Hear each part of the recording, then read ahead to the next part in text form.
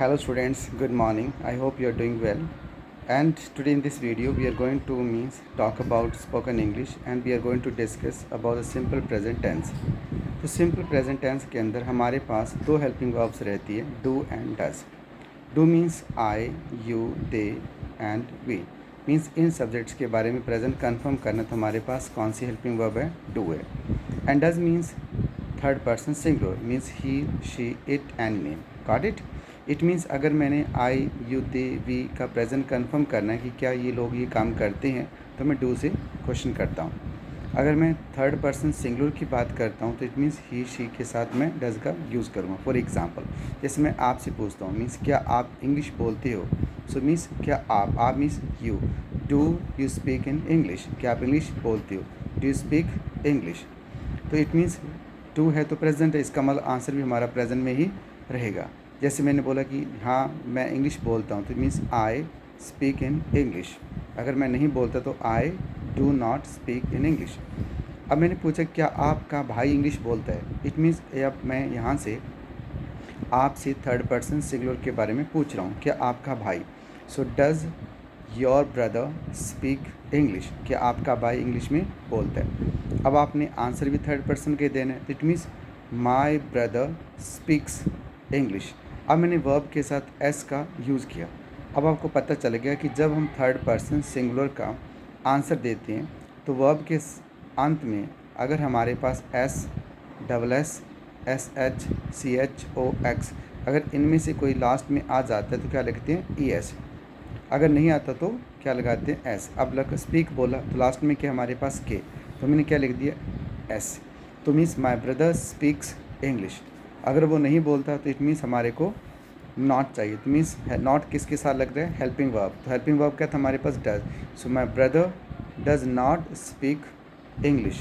इस तरह से मीन्स बना सकते हैं कि मीन्स कौन क्या करता है. जैसे मैंने बोला कि मेरा पापा न्यूज़पेपर पढ़ता है. इट मीन्स मैं अपने पापा का प्रेजेंट बता रहा हूँ कि वो ये काम करता है. So means my father reads. अब लास्ट में डी है तो क्या लिख दिया, माई फादर रीड्स न्यूज़पेपर.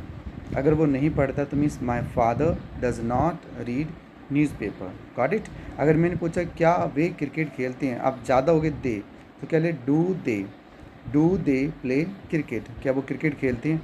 तो हमने बोला हाँ वो क्रिकेट खेलते हैं. तो क्या बोला, दे प्ले क्रिकेट, वो क्रिकेट खेलते हैं. अगर वो नहीं खेलते so they do not play cricket. तो इस तरह से हम मीन्स किसी भी सब्जेक्ट का प्रेजेंट बता सकते हैं कि कौन सब्जेक्ट क्या करता है, कौन क्या नहीं करता. यहाँ पर सिर्फ सब्जेक्ट्स की बात नहीं हो रही, थिंग्स की बात हो सकती है. Got it.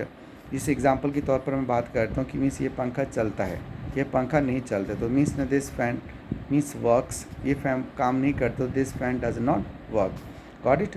इस तरह से हम अपना डेली रूटीन भी बता सकते हैं कि मीन्स आप मॉर्निंग टू इवनिंग क्या करते हो, जो भी रहेगा तो आई प्लस फर्स्ट फॉर्म रहेगी.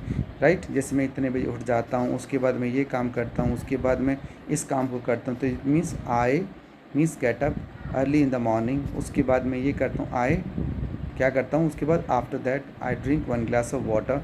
इस तरह से रहता हूँ. और जो मैं नहीं करता तो आई डू नॉट. अगर हम थर्ड पर्सन की बात करेंगे तो मीन्स थर्ड पर्सन का आंसर देते समय क्या रहेगा, वर्ब के साथ एस और ई एस. तो इस सिंपल प्रेजेंट मीन्स हमारी बहुत इंग्लिश सिखाने में हमारी मदद करता है, क्योंकि बहुत सारे sentences in day to day life के अंदर हम इस टेंस के साथ हम बोलते हैं. Got it. जैसे अभी कोई मुझे कहता है कि सर चाय पी लो, तो मैं चाय नहीं पीता, तो मेरा सिंपल प्रेजेंट होगा कि मैं चाय नहीं पीता. It means I do not take tea. Got it. I do not take tea. Got it. अब कोई मुझसे पूछ रहा है क्या आप मीन्स इंग्लिश पढ़ाते हो, तो मीन्स सिंपल प्रेजेंट पूछ रहा है क्या आप. So do you teach English. Do you teach English, क्या आप इंग्लिश पढ़ाते हो. अगर मैं पढ़ाता हूँ तो येस आई टीच इंग्लिश, नहीं तो आई do not teach English.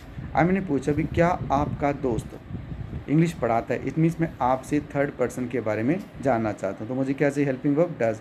So does your friend teach English. अगर वो पढ़ाता है तो क्या होगा, ही टीच इंग्लिश. अब वर्ब के लास्ट में सी एच है तो हम ले दे ई एस. वो नहीं पढ़ाता तो means my friend does not teach English. Got it. तो इस तरह से हम इसकी प्रैक्टिस कर सकते हैं. थैंक्स.